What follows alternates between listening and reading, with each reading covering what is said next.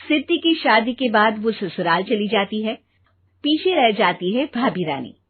सिद्धि के ससुराल जाते ही भाभी कहती है, अरे वाह जी वाह, सारे कपड़े मेरे। हाय रे पैंट, अरे वाह वाह, मजा आ जाएगा। अरे ये सिद्धि की अलमारी के सामने खड़े होकर क्या बड़बड़ा रही है? जा जाकर देख मेहमानों को विदाई की मिठाई मिली कि नहीं। अब हाँ माँ जी, क्यों नहीं, लेकिन पहले कपड़े तो बदल लूं। अब रानी आ जाती है सिद्धि के उन कपड़ों में जो वो ससुराल जाने से पहले घर छोड़ जाती है। अरे रानी, कुछ दिन रुक जाती। अरे ये तो सिद्धि बिटिया को मैंने ही दिया था, बड़ा ही फबता था उस पर, तुझ पर तो कुछ खास नहीं लग रहा। अब वो ना मेरे सारे कपड़े गीले थे तो सोचा पहन लूं। वैसे भी सिद्धि को कौन सा दिन पुराने आउटडेटेड कपड़ों को पहनना है। वैसे भी ये सूट तो मैंने तभी पहना था, वैसे खास है भी नहीं ये। हाँ ठीक है, लेकिन ना मेरी सिद्धि पर तो जमता था। सारे मेहमान चले जाते हैं और सिद्धि ससुराल से मायके पहली बार आती है। अपना घर, अपना कमरा, अपनी अलमारी। ये बोलकर जैसे ही सिद्धि अलमारी खोलती है तो सामने उसके कपड़ों की जगह कुछ और ही रखा होता है। माँ, ओ माँ, जरा कमरे में तो आना। सास और रानी वहां पहुंच जाते हैं। रानी ने पहनी होती है सिद्धि की जींस और टी शर्ट। अरे भाभी, ये क्या? ये तो मेरी बड़ी ही महंगी टी शर्ट है, इसे आपने घर में क्यों पहनी है? अरे बहुत मिलती है दीदी ये चौक की मार्केट में, 150 में। ओ भाभी प्लीज, ये एरोपोस्टल है, 2000 की एक टी शर्ट। ओहो, 2000 में तो दीदी 4 साड़ी आ जाए। अब क्या बोलूं? भाभी, ये मेरी अलमारी में छोटू के कपड़े, तो मेरे कपड़े कहाँ हैं? मेरी अलमारी में? अब दीदी आपको कौन से पुराने कपड़े पहनने थे?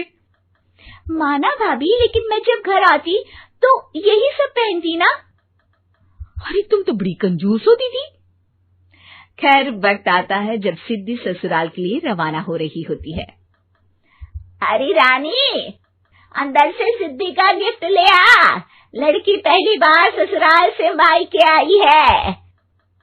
रानी अंदर जाती है और एक सिंपल सी साड़ी लेकर बाहर आ जाती है। ये लीजिए माँ जी। सास बेटी को गिफ्ट देकर ससुराल भेजती है। अगले दिन रानी एक सुंदर सी साड़ी पहनकर सामने आती है। अरे रानी, ये तो वो साड़ी है जो मैंने सिद्धि को देने के लिए दी थी जब वो ससुराल ले जाती, लेकिन ये तूने कैसे पहन ली? अरे माँ जी, ये साड़ी तो मुझे बहुत पहले से ही पसंद थी, लेकिन चिंता ना करिए, मैंने सिद्धि के लिए भी अच्छी सी साड़ी दी है। हाँ। तभी सिद्धि का फोन आता है। क्या माँ, कुछ अच्छा तो दिया होता ससुराल ले जाने के लिए। अरे पहले दिखा दिया होता। ये चमकते हुए पैकेट में नौकरानी वाली साड़ी मत दिया करो माँ। अरे बेटे, वो तेरी भाभी ने ना गलती से उससे पैकेट बदल गया। हाँ, मैं कल ही तेरे भाई के हाथ से तेरा वाला पैकेट भेज दूंगी।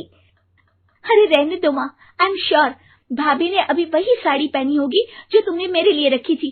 तुम तो समझ नहीं पाई उनको। खैर छोड़ो, मैं ज्यादा बोलती अच्छी नहीं लगती, रहने दो, आपको उन्हीं के साथ रहना है, फिर बात करेंगे। सास को रानी पर गुस्सा आ जाता है। वो उसके कमरे में जाती है जहाँ वो शादी का एल्बम देख रही होती है। रानी, मार्केट जाकर एक ऐसी ही साड़ी लेकर आ, कल प्रतीक जाकर सिद्धि के घर दे आएगा। अरे क्यों माँ जी, कितनी साड़ी देनी है दीदी को? यहाँ कोई सेल लगी है क्या? अरे चुप कर, मेरे बेटी के हिस्से की साड़ी खुद पहन ली, अब ज्यादा ज्ञान बांट रही है। एक दिन सिद्धि का फोन आता है। माँ, मेरी सास ने आप सबको खाने पर बुलाया है। सारे लोग सिद्धि के ससुराल पहुँचते हैं। खाना खाकर वो लोग निकल रहे होते हैं कि सिद्धि की सास सभी को गिफ्ट देती है। अरे बहन जी, बेटी के घर का खाना खा लिया, यही बहुत है जो आप ऊपर से गिफ्ट भी दे रही है।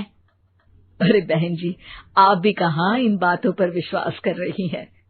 सास सभी को गिफ्ट देती है, लेकिन रानी को जो साड़ी देती है वो अजीब सी हरे रंग की लाल रंग के बड़ी छाप वाली होती है। अरे छी छी, ये कौन पहनेगा? सासू माँ को तो जरी वाली इतनी सुंदर और मेरे लिए ये नौकरानी वाली।